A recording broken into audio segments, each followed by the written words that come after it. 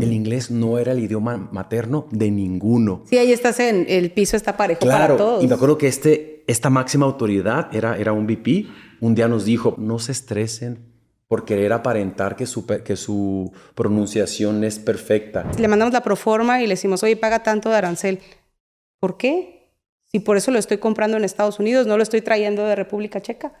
Si alguna vez se han preguntado cómo es el funcionamiento de un proceso aduanero o déjate tú la parte operativa, del sistema aduanero de un país, creo que ahorita es un momento para que vayamos desmenuzando de uno por uno. Y decían, es que sí, muchos clasifican en Estados Unidos, pero en México no cualquiera puede aventarse el rollo de la clasificación arancelaria. Mucha gente, o que depende de la frontera, todos asumen que los que vivimos en frontera, la mayoría hablan inglés y son bilingües, ¿no? Pero te pasa que a veces cruzas del otro lado del charco y tú quieres practicar tu inglés y te contestan en español. Y entonces mis papás van a Juárez, mi mamá y mi papá me compraron el dichoso carro, ahí en la curva por allá, al mes choco. De hecho, hoy ni siquiera sabía qué me iba a poner. Realmente lo agarré antes de subirme. Es lo que le digo a Sandra. Y ahora no nos pusimos de acuerdo. Hoy no les dije qué me iba a poner porque no tuve tiempo de nada. Con Aduaneta ya vas a estar. Del mundo aduanero te vamos a contar. Desde la frontera hasta el mar. Lo que importa te lo vamos a mostrar. Reglas que importan y exportan. Todo lo que pasa aquí se comenta. Reglas que importan, no te lo pierdas. En cada episodio mucho por hablar.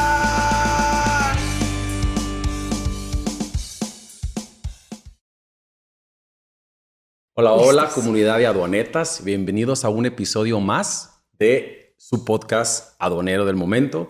Y lo importante es que acá, acuérdense que lo que decimos son solamente netas que importan Y exportan. ¿Cómo ves, Sandra? ¿Cómo te va? Bien, gracias a Dios.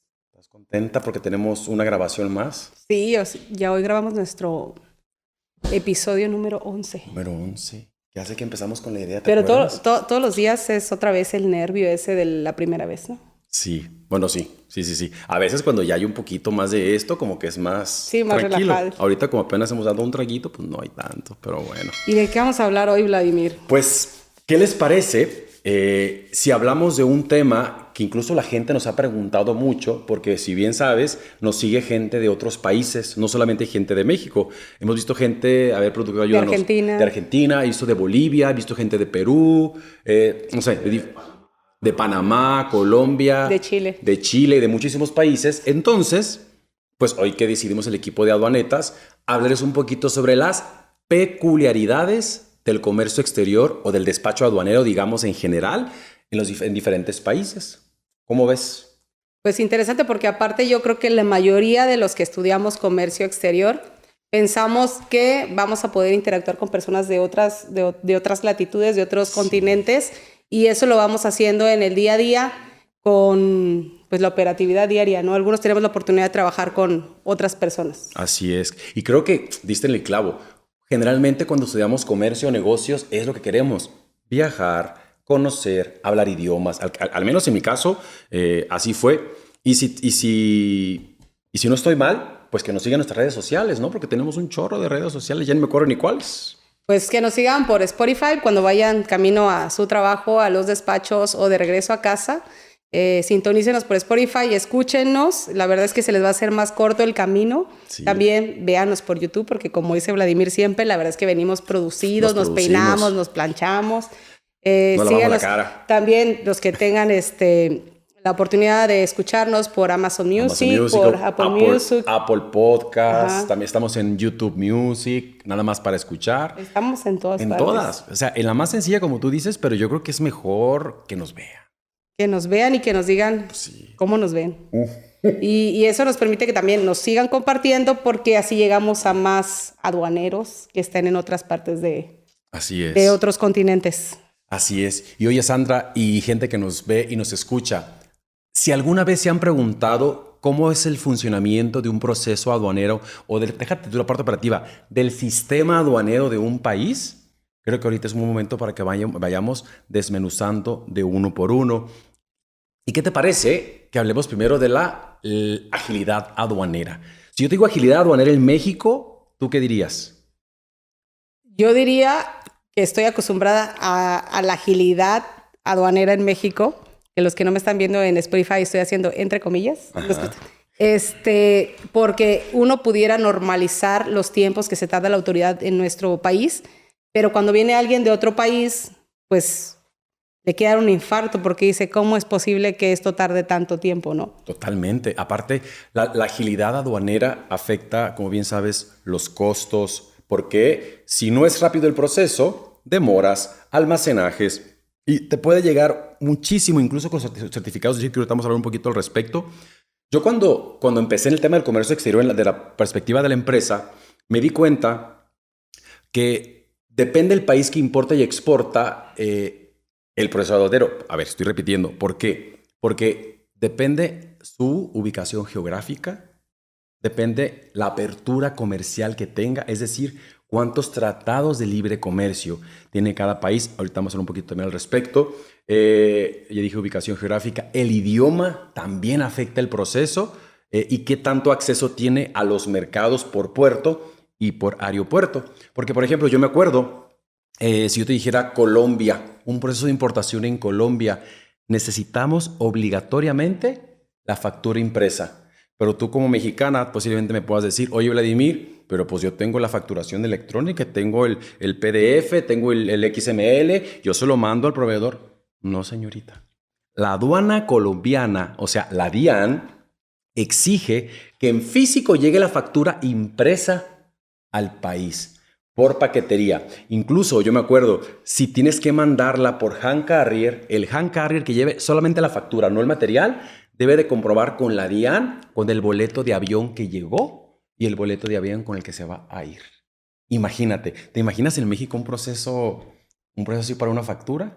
Pues sabemos que esto pues interviene en costos del simple hecho de enviar la factura y los costos que genera el esperar que llegue la factura, porque aparte estamos hablando de que debe haber una logística de envío y si esa logística falla, pues ya se atrasó en la importación de esta mercancía.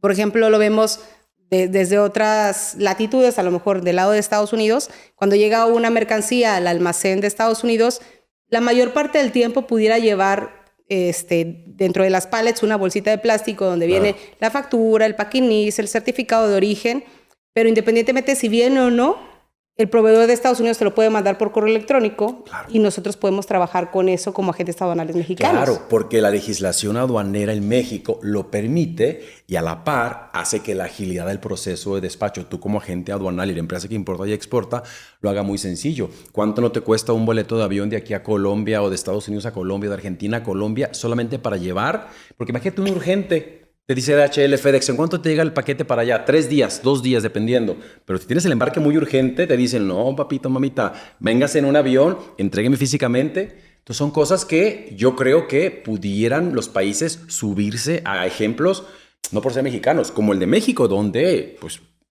la factura pues, puede estar en un PDF y la puedes imprimir en el país sin ningún problema, ningún tipo de restricción. ¿Tú crees, Vladimir, que la cercanía que tenemos con Estados Unidos nos haya obligado a tener que subirnos a este tipo de tramitología un poco más ágil, que todavía no llegamos a lo que hace Estados Unidos, ¿no? En el tema de exportaciones o las exportaciones de Estados Unidos a México, que no todas son revisadas, salvo sus específicas mercancías que sí pasan al export lot y son revisadas, pero un 90 y tantos % de la operación de la Expo de Estados Unidos se manda una declaración electrónica y entonces ya a veces depende de las mercancías dicen, bueno, sí pasa al export lot o no pasa al export lot, pero es muchísimo más ágil la Expo, ¿no? Que al final del día yo creo que es lo que les conviene a los gobiernos, pues para que estén operando de manera fluida las ventas que hacen al extranjero, ¿no? Totalmente. Y creo que sí tiene mucho que ver que estemos muy cerca de Estados Unidos, pero también creo que ha habido mucha gente, muchas cámaras, muchas organizaciones de gente dedicada al comercio exterior que han ido empujando, digamos, la legislación para hacerlo mucho más fácil. Porque obviamente no se compara el tamaño de la exportación o de la importación de México con otros países que tal vez su volumen, no tal vez, que es mucho más pequeño. Entonces, pues tienen que buscarse manera de hacerlo ágil para que sea rentable para las empresas. Y yo creo que el volumen sí tiene mucho que ver porque incluso, bueno, al menos a mí me tocaba ver comparando aduanas, ¿no? Que a lo mejor una aduana pudiera ser más ágil que otra, también por el volumen al que está acostumbrado a manejar, ¿no? A lo mejor el Laredo es muy ágil porque tiene miles de cargas al día y a lo mejor otra aduana más pequeña, pues es todo el trabajo que tienen en el día, entonces toman más tiempo para revisar, para justificar las horas de trabajo y así, y entonces dices, ¿por qué por acá sale mucho más rápido y por acá pudiera llegarse a tardar más? También yo creo que el tener mucho volumen, en el caso de aduanas grandes, les permite a las personas que trabajan en la aduana tener más experiencia porque manejan muchísima más tipos de cargas. Imagínate a lo que nos enfrenta a diario la aduana de Laredo, la aduana de Tijuana, la aduana de la Ciudad de México, incluso la aduana de Guadalajara, que también ha crecido mucho en tema de volumen, la de Monterrey, que es un poquito menos operación. Pero fíjate, eso es lo que te estoy platicando, es a nivel, digamos, despacho aduanero, ¿no? Ahora imagínate, volviendo al tema de México, tú para México, como bien sabes, para tramitar un certificado de origen como exportador, tú te metes a la BUSEM y ahí tramitas el certificado de origen para Panamá, para Centroamérica, para Colombia, para Mercosur, los que son los que llamamos duros, ¿no? Entonces, ¿qué pasa? Hay países donde tiene también obligatoriamente que llegar impreso, firmado en tinta azul e incluso con el sello. Yo me acuerdo, una anécdota, cuando estaba en una maquiladora, no diré dónde, porque luego se ponen a investigar ahí mi historial. Yo era responsable de hacer los análisis de origen de unos productos que iban para Brasil, ¿no? Ya hace algunos años de eso. Y me acuerdo que, ¿qué será? Mis primeros 2, 3 embarques, digamos, eran 3 contenedores, pero eran 3 diferentes, digamos, contenedores, embarques, diferentes facturas. Tramité yo con economía el de Mercosur. No me acuerdo cuál de los haces era. No me acuerdo. Y pues yo fui a economía, me lo dieron. El representante legal lo firmó, pero con tinta negra. Entonces lo mando por paquetería a Brasil. Bueno, no te quiero contar la que me pusieron. En aquel tiempo Brasil, bueno, todavía sigue un poquito restrictivo, pero me pusieron uno de aquellos que no te puedes imaginar. México sigue teniendo una ventanilla única que hace un proceso ágil. Por ejemplo, tú vas a exportar para Estados Unidos, pues ya ves que ni siquiera hay un formato establecido, lo imprimes, lo llenas, con la regla de origen lo mandas. Panamá te lo imprime, incluso Perú, si mal no recuerdo, y Colombia, ni siquiera lo tienes que imprimir. Automáticamente los sistemas de las aduanas se están mandando, la mexicana a la peruana, la mexicana a la colombiana y viceversa. ¿Qué más agilidad queremos en ese proceso? Qué bueno que tocas este punto del certificado de origen, porque igual más allá del llenado y todo esto, yo creo que algo en lo que a veces tenemos mucho choque cuando se realizan los certificados de origen, por ejemplo, a nosotros nos ha tocado el tema de la fracción arancelaria. Porque a diferencia de México, en otros países, pues la fracción arancelaria es estadística, no es tanto regulatoria y no es tanto... O tienes la NALAD y NALADIZA también, que son diferentes. Entonces, por ejemplo, a nosotros nos toca que de parte, pues los sistemas de los proveedores en Estados Unidos, pues ya tienen establecidos sus catálogos con sus fracciones arancelarias. Pero, por ejemplo, te pueden mandar un tornillo y ellos pueden decir, es parte, es una parte para una máquina o es una parte para una refacción. Pero en México tenemos nuestra fracción que va llamada completamente y nos dice, este tornillo se clasifica en esta fracción. Entonces, tú les tratas de explicar a los proveedores de Estados Unidos, oye, ¿sabes qué? Necesito que me pongas la fracción que voy a utilizar en mi pedimento para que yo pueda agarrar el beneficio de la tasa preferencial. Entonces dice, no, es que así está en mi sistema.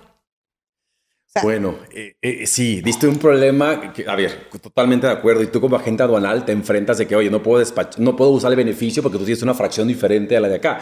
Importante es que a nivel certificado, la ventaja es que solamente tenemos la obligación, digamos, de declarar a nivel subpartida, primero 6 dígitos, ¿no? No sé, 39, 26, 90. Las demás manufacturas de plástico, hasta ahí algo por el estilo, ¿no?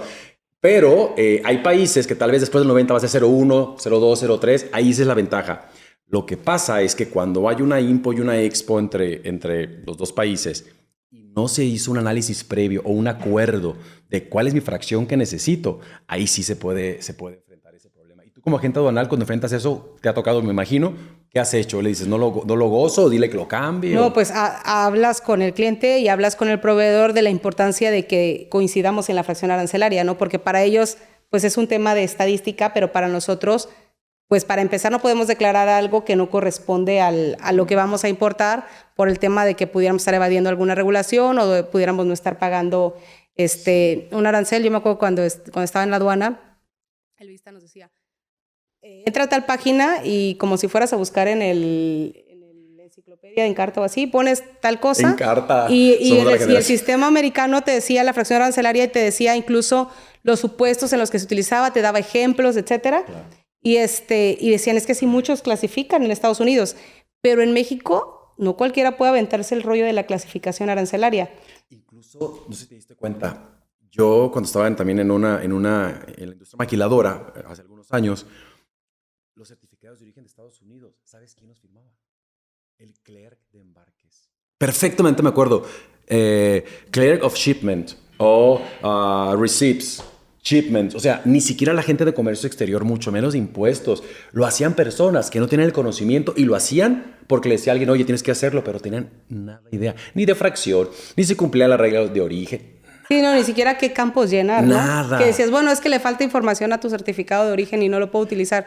Pues es que así me lo mandó. ¿Nunca bueno, pues no, a nosotros, por ejemplo, nos pasa, hay que corregir los certificados de origen y mandárselos al proveedor para que los firme. Claro. Más cuando se trata de que sí tiene un impacto considerable en los impuestos. ¿Nunca recibiste en tu historia un certificado de origen para un embarque de Estados Unidos, NAFTA, ahora TEMEC, que decía Country of Origin, China?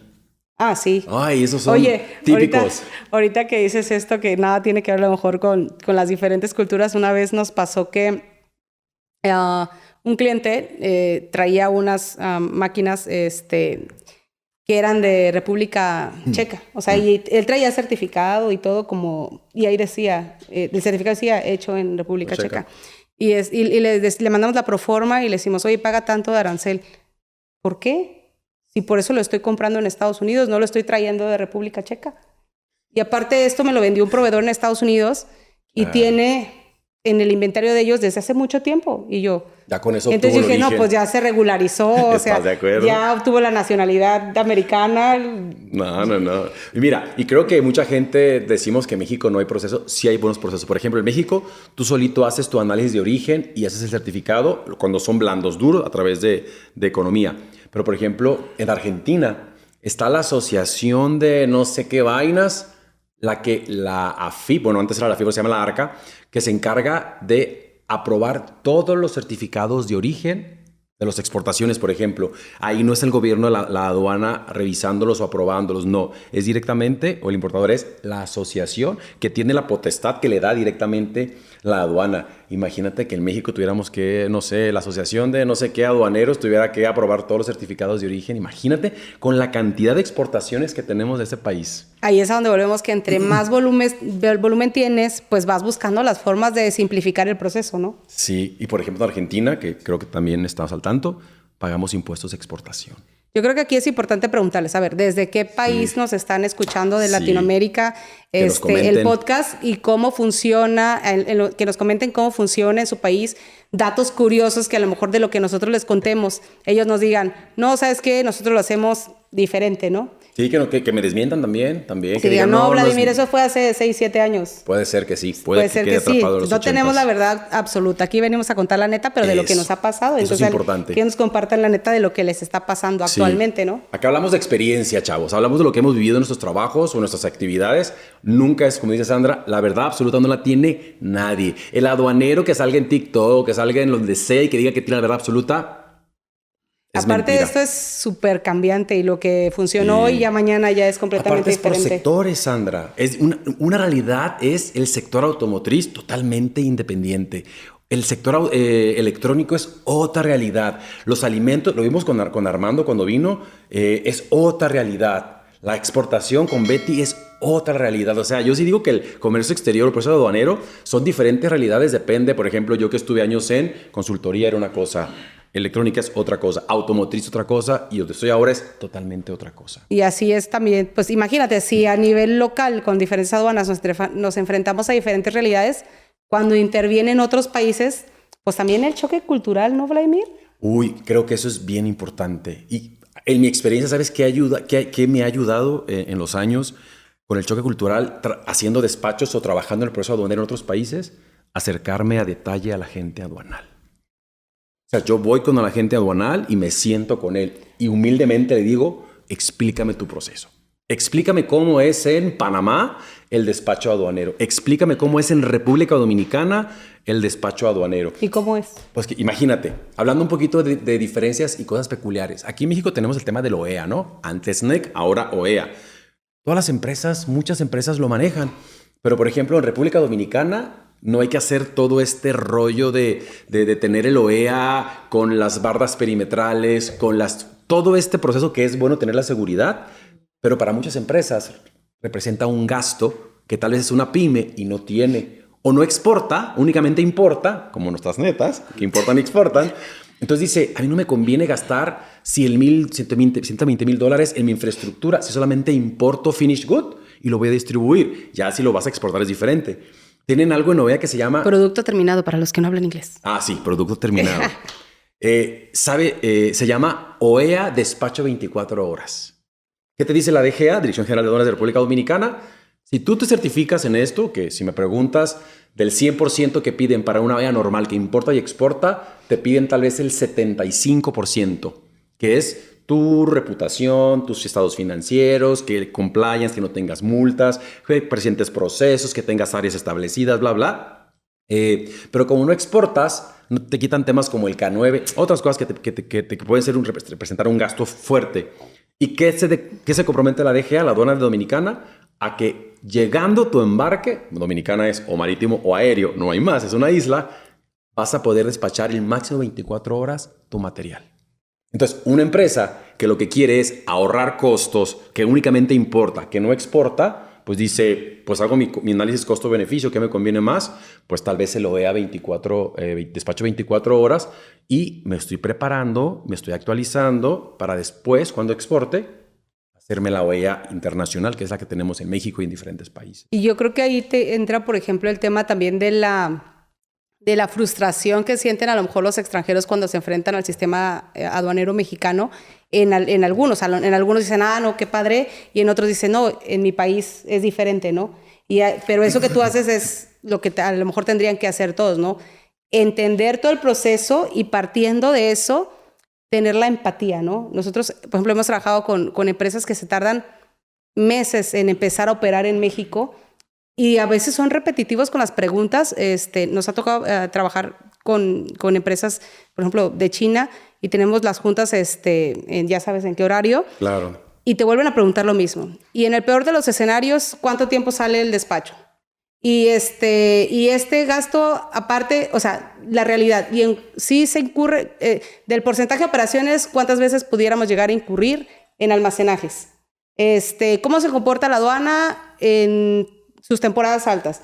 Entonces, cuando hay esto, es lo que tú dices, hay empatía por parte de la contraparte porque no quiere sorpresas, más cuando se trata de inversiones, pues, millonarias, ¿no? Totalmente. Cuanto más tendría que hacerlo a lo mejor una pyme que está arriesgando a lo mejor todo su capital en ese proyecto de negocio. Entonces, lo ideal sería pues que se asesorara para poder hacerlo de manera correcta, porque al final del día pues se va a enfrentar también al choque cultural, que si tiene que requerirle algo a la contraparte que está en el extranjero, pues tiene que adaptarse a sus horarios y tiene que adaptarse a sus tiempos de respuesta y a lo mejor tiene que darse a explicar cómo es que necesita las cosas para operar, ¿no? Totalmente. Y justo como lo que mencionas, cada país, y lo hablábamos en el tema, y me acuerdo perfecto que Armando lo habló mucho contigo, el tema de me acerco a mi agente aduanal, le tengo la confianza que me va a explicar exactamente lo que necesito y me va a guiar. El agente aduanal es ese socio comercial, porque no hay otra manera de llamarlo, que va a ayudar a que nuestro proceso sea mucho más eficiente, ¿no? ¿Y qué pasa? Por ejemplo, yo me acuerdo cuando mis primeras interacciones hace algunos años con temas en la aduana colombiana, yo llegaba bien salsa con el tema de OEA. Pues en México respiramos, comemos, desayunamos. Tú porque eres fifí, las pymes no tanto. Bueno. O sea, seamos realistas. No, que nos comenten total. De los que nos escuchan, ¿cuántos están certificados? ¿Son OEA? No, háganlo. A ver, yo hablo desde la perspectiva que siempre he trabajado en la industria. Entonces, mi experiencia es, si la empresa no es OEA, hazla OEA porque los beneficios son incalculables. Pero bueno, totalmente hay diferentes realidades. En mi caso, como acá en las industrias respiramos el tema de OEA, me acuerdo que yo le dije a la gente aduanal, ¿me puedes explicar conforme regulación local? Porque tenemos que digamos que el esquema o la base de OEA a nivel global es la misma, la base, pero cada país va tropicalizándola, ¿no? El tema es la agilidad y la seguridad en la cadena de suministro. Le dije a los colombianos, a esa agencia aduanal, ¿me pueden explicar, porfa, cómo es el proceso de OEA? ¿Qué requiero y cuánto me cuesta? O es gratuito, porque hay países que cobran la certificación, ¿no? Entonces me dijeron ellos, yo lo que buscaba o lo que quería entender era si tuviéramos algo como pago diferido de impuestos, como por ejemplo aquí tenemos, no sé, hay otros países, o créditos. Sí, pero ni siquiera tenías que hacerte OEA en Colombia. Hay uno que se llama UTS, que con que te certificas como UTS, que es un poquito... ¿Qué es el UTS? Es una certificación que tienes interna de la DIAN, que eres una empresa, digamos que certificada para temas financieros, pero no te financian el impuesto de importación, el IGI. ¿Pero qué crees que te financian? El IVA. Y para muchas empresas que importan en volúmenes grandes, el IVA es un tema de cash flow, que claro, que es un beneficio. Me tener la lana pagada en IVA, pues la inviertes y al mes la pagas. Trasladas. Totalmente. Pero bueno, la idea es de que yo decía, qué buena onda que estos me explicaron que no tengo que hacer OEA en mi mente mexicana, que puedo ser un UTS, tengo el beneficio que busco y no tengo que, digamos, hacer que la empresa colombiana desembolse tanta lana al inicio. No, eso también me acuerdo que fue bastante divertido. Si tú preguntas a agentes aduanales con los que he trabajado, no digo nombres, digo países, y que yo me he sorprendido porque lo siento en un nivel muy alto. Incluso yo, algunos años, llevaba un KPI, un métrico, para ver los errores que la agente aduanal cometía en la glosa. No sé, porque depende mucho, ¿no?, de los clientes, pero en mi experiencia en todas las industrias hay un glosador de la agencia aduanal, que es la responsabilidad, ¿no? Pero internamente en la compañía hay otro glosadora, que si esa persona no lo aprueba, no se puede transmitir el pedimento o la declaración de importación. Entonces, a mí en alguna época de mi vida me tocaba llevar un métrico donde calculaba, y a veces me odiaban los agentes aduanales de algunos países, porque yo calculaba un porcentaje de cuántos errores tenía el agente aduanal, su equipo, y si era menos del % lo tiene bajo contrato, de que no podía ser menos del % su cantidad de errores, porque debía de dominar el proceso aduanero. Entonces, cuando yo llegaba a ciertos países, especialmente, bueno, no voy a decir países, pero a ciertos países yo notaba la molestia de la gente aduanal, y después entendí por qué. Porque hay un proceso como Ecuador, como agentes aduanales en Ecuador. Respetos para esos agentes aduanales de Ecuador. Llevan al menos con los que yo he trabajado, llevan un compliance en su proceso mejor a veces que las empresas. Colombia son buenos. República Dominicana, buenísimos agentes aduanales. Argentina. En Argentina también me tocó trabajar con agentes aduanales que nunca les encontrabas un error, y cuando se equivocaban y había una consecuencia, antes de que tú fueras a decirle algo, te decían, mi equipo la regó, yo me hago responsable de esto. Entonces, esto me ayudó mucho como en la parte del choque cultural, de que yo decía, mira, no me está peleando, mira, lo está aceptando rápido, o viceversa. Hay países que yo decía, cómo extraño el proceso de México, porque era pleito tras pleito. En el tema de agentes aduanales en los diferentes países, creo que no me vas a dejar mentir, o a lo mejor me equivoco, pero comparando a lo mejor la parte de nosotros con los agentes aduanales de Canadá o los agentes aduanales de Estados Unidos, la responsabilidad que lleva el agente aduanal en México no se compara a lo mejor a la que lleva un agente aduanal americano Claro. en el proceso, ¿no? Porque el agente aduanal americano ni siquiera revisa la mercancía que está saliendo. No. Y el agente aduanal mexicano tiene que revisar la mercancía que entra al país, porque es responsable solidario con el importador, ¿no? Esa es la clave. En México hay responsabilidad o corresponsabilidad en el proceso. Ahorita que dices con Canadá, cuando también he trabajado con procesos de despacho en Canadá, y en Canadá yo sí siento que es como muy laxo. Como bien tú dices, como Estados Unidos, muy laxo. Incluso la gente que te atiende no tiene buen servicio al cliente. Me acuerdo que mandaba correos, tenía que llamar a las personas, nunca te contestaban el teléfono, no te contestaban el correo. Yo creo, después de años de experiencia, que es Porque si te equivocas, el CBSA, que es la aduana de Canadá, es muy condescendiente en el buen aspecto. Es como que, a ver, incluso cuando te audita, te manda un correo y en el correo te manda un adjunto. Si es una certificación de origen, una auditoría de origen, del correo del que firma como representante legal del certificado, manda un correo con el requerimiento de información y te pregunta, en mi experiencia me ha preguntado hace algunos años, ¿me puedes confirmar si en 15 días tienes la información disponible y lista? O si necesitas más tiempo, déjamelo saber. Eso en México. ¿Cuándo? En tu proceso, en no. mi proceso. Entonces, yo sí siento que países, pues como Canadá, iba a decir de primer mundo, pero no, como Canadá, sí es mucho más laxo, el servicio no es tan bueno, porque siento que la repercusión, como bien dijiste tú, no es tan severa al inicio, a menos que te comprueben que hay un dolo, ahí sí te dan de baja todo y no tienes manera de cómo salirte.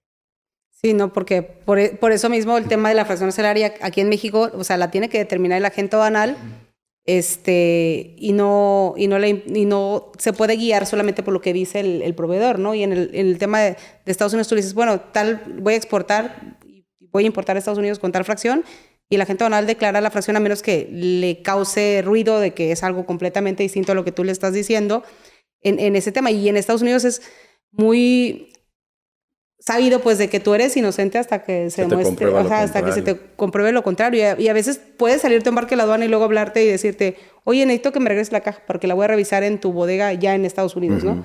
O aguántame que yo te libere, o sea, por ejemplo, no sé, para algunos embarques te liberan la mercancía y luego te dicen, pero manténla ahí en la frontera y yo te voy a decir cuando ya la puedas liberar, ¿no? Claro. Y del lado mexicano, pues claro que no, ahí se queda bajo resguardo hasta que ellos no les cabe ninguna duda de que es y que lo puedes importar de esa forma, ¿no? Sí, son cuestiones de responsabilidades. Imagínate, hablando del tema de Canadá, en Canadá hay algo que se llama K84, K84, que es, tú pagas impuestos a crédito un mes. Impuesto de importación, impuesto, el excise, equivalente al JEPS, y el value added tax, el IVA.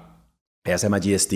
Básicamente, tú con tu K84 importas todo el mes y tienes los primeros 4 o 5 días como una tarjeta de crédito del mes siguiente para pagar tus impuestos. O sea, la autoridad te está financiando sin ningún problema.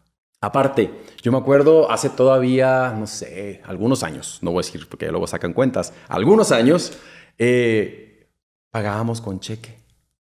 Yo pensé que los cheques ya no existían en el mundo. Pagábamos con cheque. Sí, en Estados Unidos igual todavía se maneja un chorro el cheque. Pero ¿sabes cómo? Yo me sorprendía. O sea, mucho más que las transferencias. Sí. Y por ejemplo, las transferencias en México, pues tú sabes que das de alta la cuenta ahorita y sabes que a las 2, 3 horas, cuando mucho, ya puedes hacer tu transferencia. Y fiscalmente es lo correcto. Y en Estados Unidos a veces puedes tardar días en que tu cuenta bancaria ya esté registrada la cuenta para que tú puedas pagar al destinatario. Sí. Y son cosas que dices, pues es un país de primer mundo, pero también hay cosas que, por ejemplo, en México tenemos y allá, o sea, por ejemplo, la contabilidad que nosotros la tenemos tan fiscalizada, ¿no? Porque no hay por dónde hacerse, porque todo es electrónico, pues todavía vemos empresas en Estados Unidos que siguen haciendo una factura en Excel. La famosísima proforma. Oye, pero imagínate, ahora que te digo del tema del cheque, cuando mis primeras operaciones con eso, me acuerdo que decía las personas de cuentas por pagar o impuestos. Sí, yo estaba aquí, no estaba en Canadá, pero veía el proceso desde acá. Es que tal fecha necesitamos pagarlo, y era mis primeros pininos, ahí ya con el tiempo haces concha. Y yo bien estresado porque como soy, y era de que faltan 3 días, hablaba.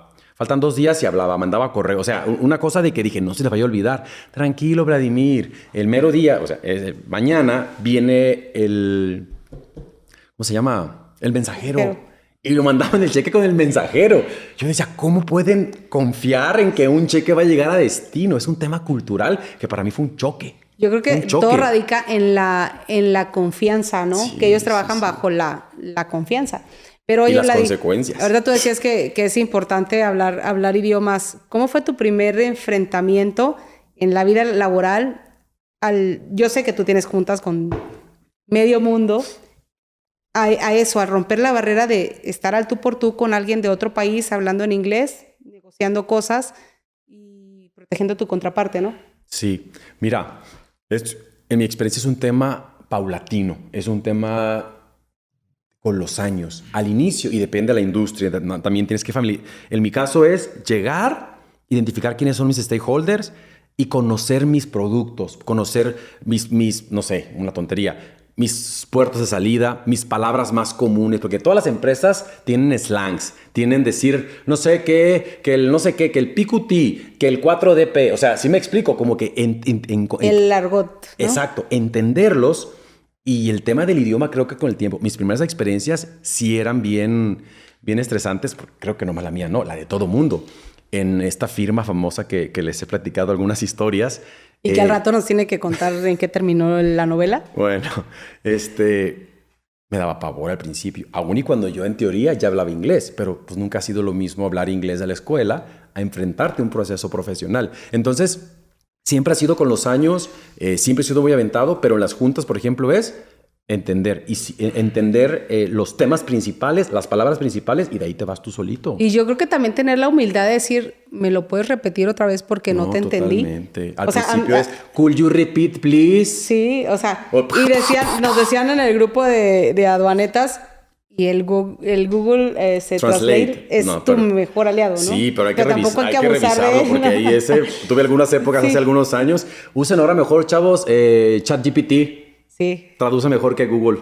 Sí, no, yo en mi caso, yo creo que para los que vivimos en frontera, mucha gente, o que depende de la frontera, todos asumen que los que vivimos en frontera, la mayoría hablan inglés y son bilingües, ¿no?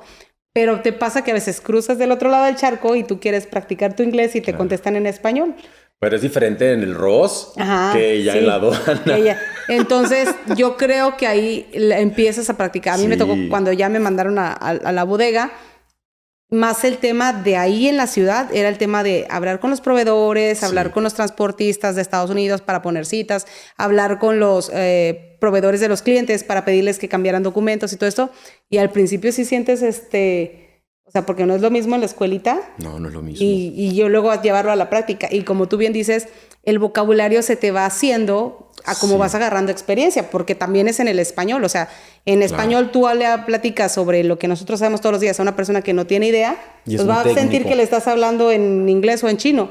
Pero lo platicas con alguien que maneja el mismo vocabulario que tú y pues te va a entender a la perfección, ¿no? Entonces yo creo que si así es en el español, pues en el inglés también, ¿no? Tienes que ir haciéndote de vocabulario para que te puedas expresar en los temas que son, ¿no? Entonces, no, totalmente. ¿Cómo se llama? Y el más importante, yo creo que la palabra en inglés que más vamos a usar va a ser compliance.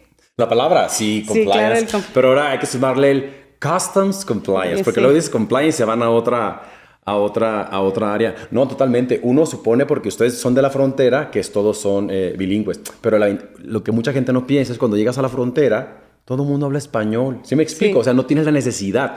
Creo que, no sé, en mi experiencia, lo más crítico fue por teléfono. Y aparte, creo que esa parte eso no lo he contado. Mi primera chamba antes del comercio exterior fue en turismo. Viví en Los Cabos unos meses en una DMC, Destination Management Company.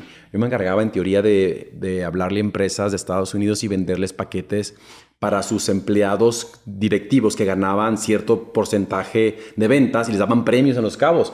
No, hombre, duré 3 meses. Yo creo que vendí una cosa, porque aparte, pues hablé en inglés con la que me entrevistó, pero pues no es igual a entender el vocabulario yo no sabía, por ejemplo, destination o el management o cositas así. Y ahorita mírenlo, cómo cómo pochea. Ahorita estoy en otro mood, por ejemplo. Con otros issues. Yo me acuerdo, exacto, muchos. Yo me acuerdo, había un jefe, no mío, jefe, la máxima autoridad a nivel global hace algunos años, porque yo trabajé en una empresa donde Europa era muy estilo europeo, ¿no? Y porque están las compañías gringas que sí el idioma, que hasta yo me acuerdo cuando estaba en una maquiladora me ponía antes de la reunión, pues para que la lengua se me soltara un poquito e intentar que el acento, porque era mi meta, tener el menos acento hablar posible. Lo mejor que sea el más Claro, porque pues eran puros gringos, ¿no? Ahora después que trabajé en otra empresa, que más bien el management era europeo, el inglés no era el idioma materno de ninguno. Sí, ahí estás el piso está parejo para todos. Y me acuerdo que esta máxima autoridad era un VP. Un día nos dijo, porque pues veías gente de diferentes países, latinoamericanos, europeos, asiáticos, y pues unos hablaban con menos acento que otros, pero nadie éramos nativos. Y un día nos dijo, no se estresen por querer aparentar que su pronunciación es perfecta. Y yo sentía Excelente. como la India Yuridia, las pedradonas. Y ahí me relajé en compañía, porque dije, si sé la lógica, si sé la gramática, si me doy a entender, si me entienden, hago mi trabajo. Señor, Aparte se valora, razón. porque ¿a poco tú no valoras cuando estás hablando con un extranjero y hace su mejor esfuerzo por hablar español? Claro, aunque el acento sea Sí. extraño. Aunque pero diga como... una cosa por otra y dices, bueno, le tratas de entender, ¿no? Sí, totalmente. Pero como que aquí en México, en el tipo de industrias en las que yo comencé trabajando, era como la línea, que tenías que tener un acento lo menos marcado, porque desde el de compras, desde el de planeación, desde el director, todo mundo venía de Estados Unidos y pues tenías que ponerte al nivel de ellos. A ver, nadie me dijo tiene que ser así. Era algo que yo entendía. El acento de Brad Pitt. No, totalmente. Que yo me imagino que cada país y cada autoridad tienen sus flexibilidades y sus beneficios de acuerdo a lo que pues les sucede, y hay cosas que a lo mejor para nosotros pueden ser normales y para ellos son casos extraordinarios, Sí. ¿no? Por ejemplo, México, ¿cuántos tratados de libre comercio tiene? Como 12, ¿no? Como 12, 13. Más los acuerdos. Exacto. Colombia tiene un poquito más. Chile también tiene más o menos por ahí. Y Dominicana, CAFTA. Bueno, y CARICOM, que hay países que tú dices nunca utilizan un certificado de origen, un tratado de libre comercio, y es una realidad totalmente diferente que también te choquea. O Brasil y Argentina. Si yo te dijera aquí en México, oye, es un cliente tuyo, Sandra, oye, quiero importar esta máquina usada, ¿tú qué dirías? pues depende de qué máquina, ver la fracción arancelaria y todo. Pero la palabra usada para ti genera una diferencia.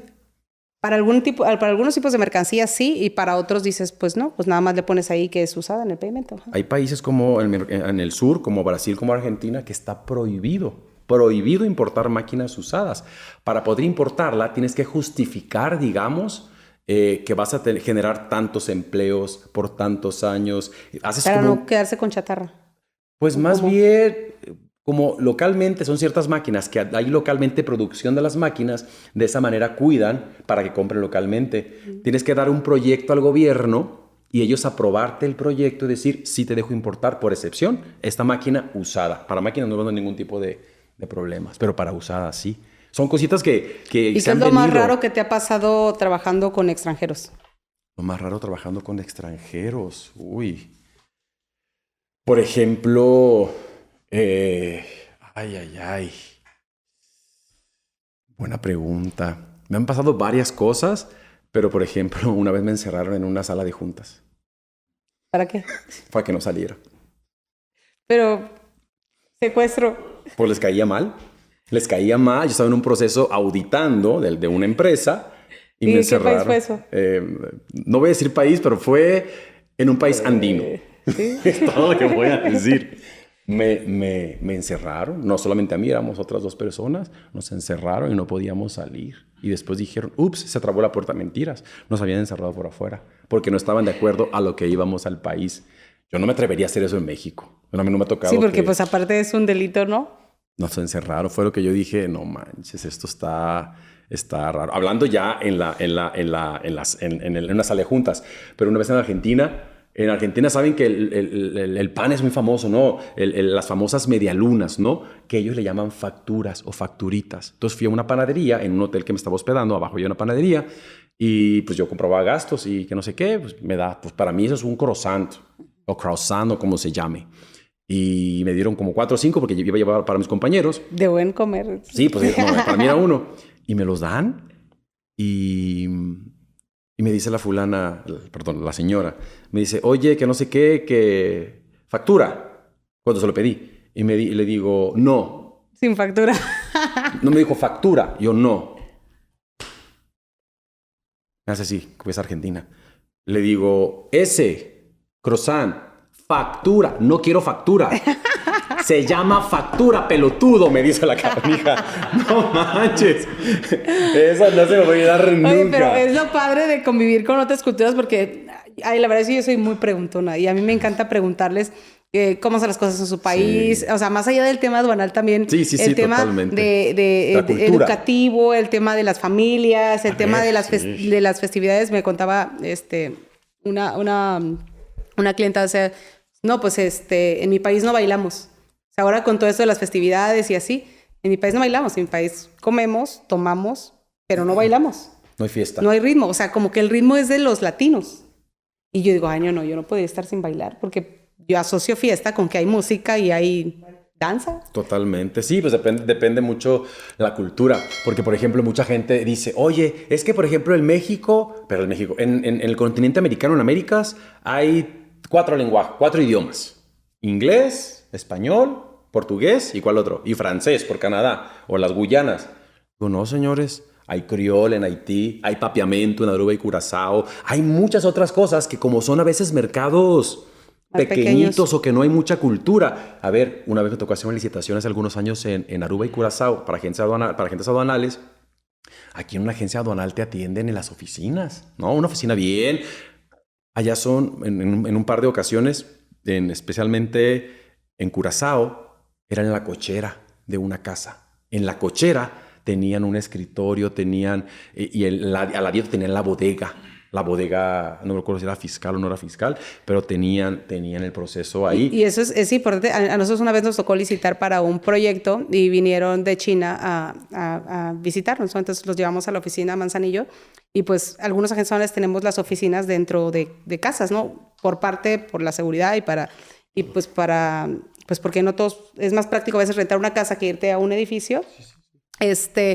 Y es algo pues normal, ¿no? Y llegaron y dijeron, no, pero es que ¿por qué están en una casa? O sea, como que no... No, pero era una oficina, era una casa hecha oficina. Hecha oficina, sí, no, pero... Allí era una cochera de una casa con el carro a un lado y el escritorio ahí.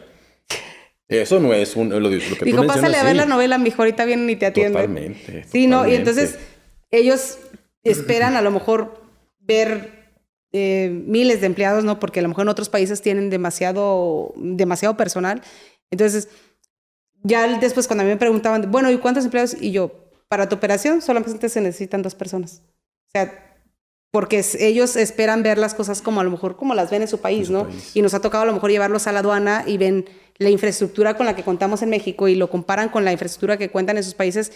Y tú dices, bueno, si son de Sudamérica, dices, bueno, qué padre está en México, pero si son de países de primer mundo, donde tienen tecnología de punta para hacer maniobras y para hacer todo, dicen, es que no es posible que esto sea así aquí, ¿no? O cuánto tiempo se tarda, o sea, los tiempos yo creo es lo que más los frustra, ¿no? Y el tema de las autoridades también les frustra demasiado porque quisieran resolver y a veces no pueden. Sí, lo que pasa, hablando de temas autoridades, depende mucho del país, diagonal tipo de gobierno, la apertura, ¿no? Porque obviamente hay países que durante un gobierno se promueve mucho la apertura con los importadores, exportadores, en general con las empresas, pero luego cambia el estilo de gobierno o el liderazgo de la persona que está a cargo del departamento de aduanas, digamos, en el gobierno, y se cierra o se abre. Eso varía muchísimo. A mí me sorprende mucho, por ejemplo, cómo países como República Dominicana son tan abiertos con los empresarios. República Dominicana, yo veo, por ejemplo, yo lo sigo en las redes sociales, en Instagram, por ejemplo, y veo cómo la Dirección General de Aduanas promueve temas de OEA, promueve las cámaras, promueve las conferencias con todos. Dice, vénganse todos los del sector sutano. O sea, hay mucha apertura. Vengan, díganme qué necesitan para que puedan exportar.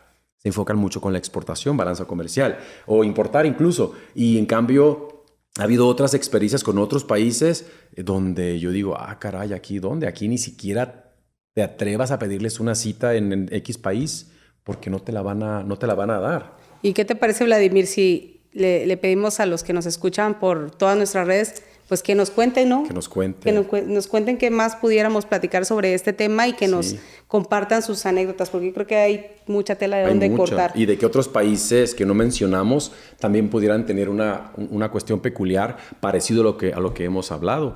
Y pues tenemos para mucho, pero también hay que darles para que no se duerman tanto. Sí. Pues muchísimas gracias por escucharnos una vez más. Síganos en nuestras redes sociales. De verdad que agradecemos que nos compartan. Sí. Y a Vladimir y a mí nos entusiasma mucho y a nuestro productor también, pues escuchar los comentarios, bueno, leer los comentarios Sí. que ponen cuando salimos en YouTube o cuando ven los videos ahí en TikTok. Y luego leo cada cosa porque son intensos. Y pues cuéntales en qué termina el chisme, ¿no, Vladimir? ¿Cuál chisme? El de tu cadena de amargura en el camión. Donde me pelucearon. Sí. A ver, lo voy a contar porque hubo muchos comentarios, hubo mucho rollo, algo de hate, pero bueno, eso es parte del tema. Lo que pasa es que yo lo dejé hasta donde Lulú fue y le avisó a su jefe que era el socio, ¿no? Síguenos para parte 2. Exacto. Para parte 2 aquí va a haber unos reels. Lo que te cuento es que a ese socio dejó la firma, no por mi tema ni por nada. A los meses yo dejé de verlo por lo que el estrés bajó. Pero ¿qué pasó? Automáticamente cuando me pelucean, yo hablo con mis papás. Y mis papás... Te hiciste el mártir. No. Hablo con ellos y les digo, ¿se acuerdan que ustedes me dijeron que cuando necesitara algo, un carro, ya lo necesito? Y bien pusieron los chavos ahí en el TikTok. En Juárez, en la frontera, es muy fácil conseguir un carro fronterizo en aquel tiempo. Entonces me compraron como, no sé, como para mi cumpleaños, como en agosto, me compraron, julio, finales, principios de agosto, me compraron un carro. Me acuerdo que era un Altima 2001 en aquel tiempo. Regularizado. Fronterizo, sí, tenías para meterte a México ya tal cual, tenías que pagar y que avisar un permiso, ¿no? En aquel tiempo era amarillita Sí. la placa. Entonces... Y el pedimento también. Es que yo no vi Sí. el pedimento, ya lo compré. Bueno, sí. Bueno, prosigue. Y entonces mis papás van a Juárez, mi mamá y mi papá, y mi mamá aprovechó para hacer sus riquísimos platillos que tan ricos le salen para invitar a mis amigos y fueron para mi cumpleaños. Me compraron el dichoso carro, ahí en la curva por allá. Al mes choco. Al mes, la verdad es que me chocaron, pero me chamaquearon porque era un morrito pues, tonto, la verdad. Y otra vez al Mercedes de la ruta. No. Lulú, ¿qué cree que me pasó? ¿Le conté? Jefasa, Lulú. Mi jefasa, Lulú, mi primera jefa. Lulú vivía a 3 cuadras de mi casa. Lulú pasaba todos los días a mi casa. Por mí, me daba raite. Pero antes de eso, cuando choco, a mí mi carro se quedan con él en garantía a que arreglara el otro carro de la otra señora que se rebasó por el acotamiento. Oye, si eras el de mi primera chamba, ¿no? Sí, horrible, pero bueno, de ahí aprendí. Entonces le hablé a Lulú ese día y le dije pues lo que había pasado y me estaban queriendo quitar dinero porque no me querían dejar ir. Y Lulú me acuerdo que, consigo el dinero, salgo y le digo a Lulú, le conté a Lulú y me dijo, ¿y qué sigue? Le digo, tengo que pagar el otro carro para poder que me den mi carro y yo comenzar a arreglar mi carro. Me acuerdo perfecto que Lulú pasó por mí. Fuimos a un cajero de Vancomer en aquel tiempo que está pegadito al puente de Zaragoza, al cruce y por la Guarefil. Y me dijo, de esa tarjeta de crédito puedo sacar 10,000 pesos. Te los voy a dar y me los pagas en el aguinaldo. Yo creo que ni siquiera me daban 10,000 pesos de aguinaldo en ese tiempo, pero bueno, me dio Lulú 10,000 pesos. Saco, lo pago y seguía trabajando, lo iba pagando. Lulú pasaba por mí todos los días para ir a la chamba. Pasábamos por un café, incluso me lo pichaba ahí en un rapiditos Bip Bip, que son los tipo Oxxos que había en aquel tiempo ahí en Ciudad Juárez. Cuando termino de pagar el otro carro, ya empiezo a arreglar el mío y ya de ahí ya como que todo fluyó. Entonces, a esos que decían que más jefas como Lulú, que Lulú para presidente, que todo, no solo terminó ahí. Después me siguió dando ride casi todos los días, y me prestó dinero para sacar el carro del corralón. Y gracias a Lulú estás acá contándonos esta historia. Y después de eso ya llegaba yo en mi Altima 2001 a la firma. Qué compromiso, ¿no? Porque tienes que ser un jefe como Lulú. Sí, la verdad es que sí. Incluso a Lulú la he seguido viendo después de muchos años. Una vez mi sueño era presentarlas a Silvia. ¿Te acuerdas de Silvia? Sí. Silvia Salazar y ella. Y en un congreso de OEA el 2016 las presenté. Y les dije, miren, aquí están mis dos madres aduaneras, tal pues cual. Que Así que esa es la ahí historia, quedó la historia. Para la gente que preguntaba en qué terminó. Gracias a todos por seguirnos y nos vemos en el próximo episodio. Aún hay más. Hasta la próxima. Con Gracias. Aduaneta ya vas a estar. Del mundo aduanero